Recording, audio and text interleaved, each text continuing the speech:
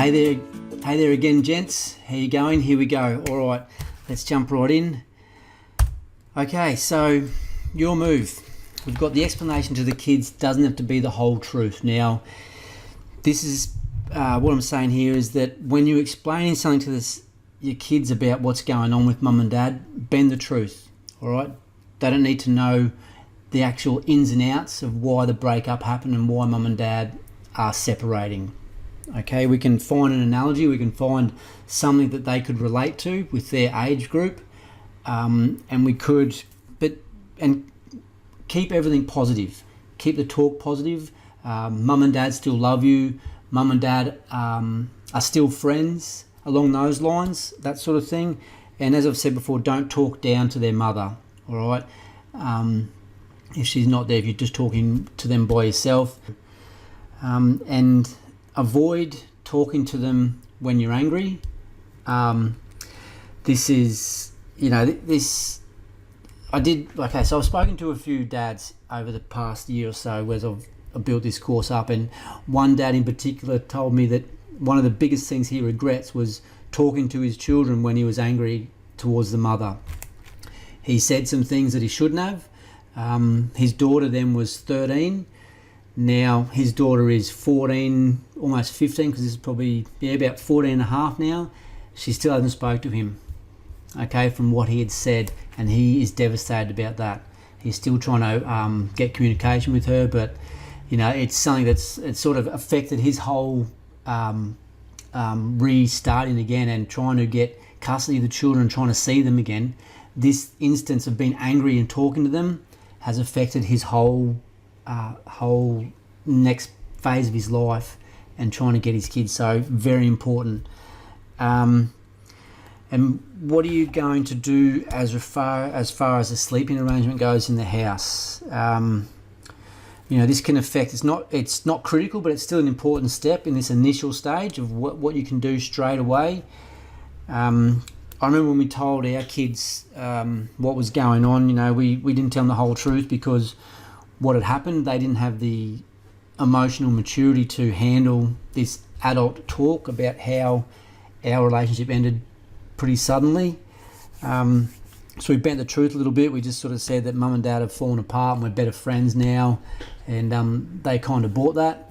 But it was still very hard talking to a 7 and 9-year-old about their parents are breaking up, and watching your little son well up with tears, it breaks your heart. All right.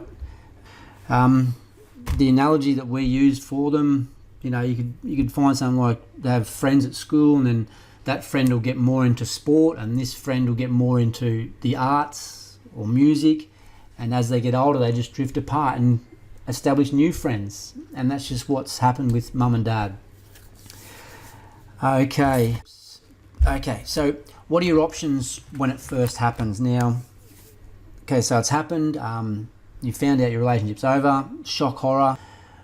You need to accept it and try and move on. Okay, try and start thinking of the future as soon as you can. Don't dwell on the past there.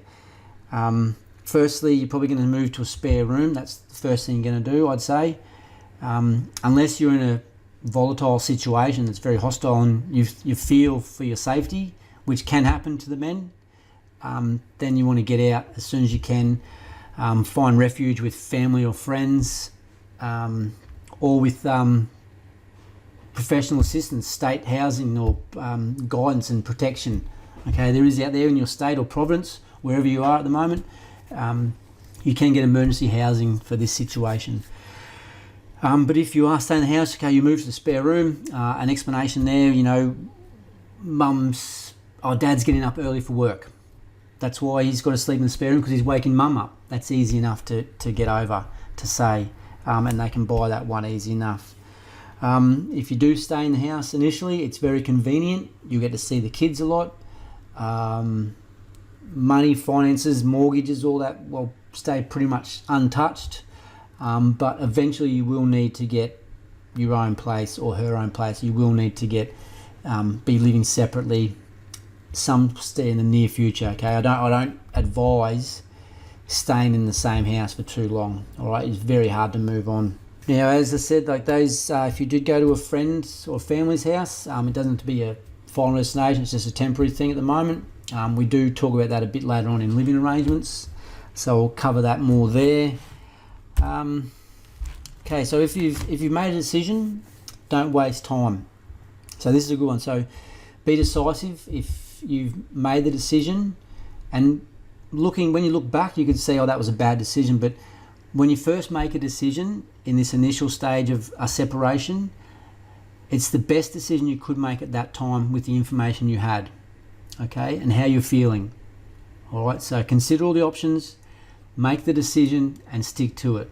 And then you look back, if it's wrong, hey, it was the best decision I made at the time. I thought it was going to benefit everyone.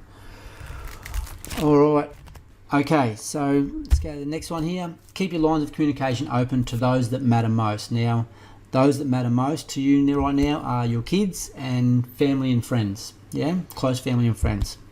So probably your kids. So if you're still at home with them, you can still talk to them. Just talk to them about what's going on, how they're feeling, what you're going through. Dad's okay.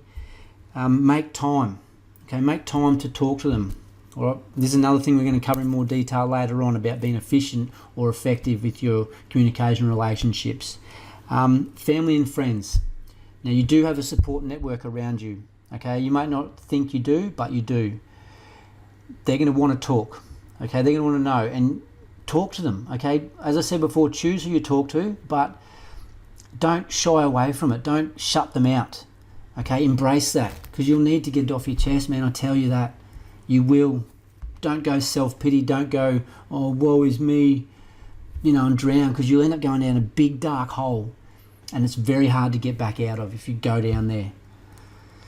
That loneliness, that isolation, so the sooner you can talk to someone, talk to people about it, how you're feeling, the better. And the more you do it, the more comfortable you're going to be with it, and the more help and the quicker you're going to bounce back from it, okay?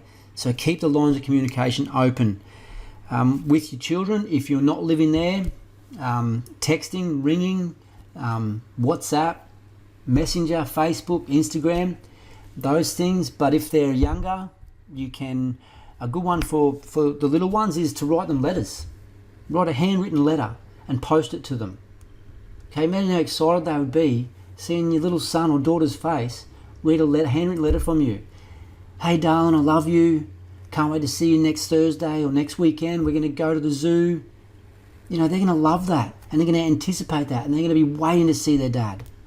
Okay, so communicate, so important. Don't let go of that. Don't think that they don't want to see you or they don't want to speak to you because of what she's saying. No, chase it down and talk to them. Okay. All right. So that's module 1. See you in the next video. Stay awesome, and I'll speak to you soon. Bye for now.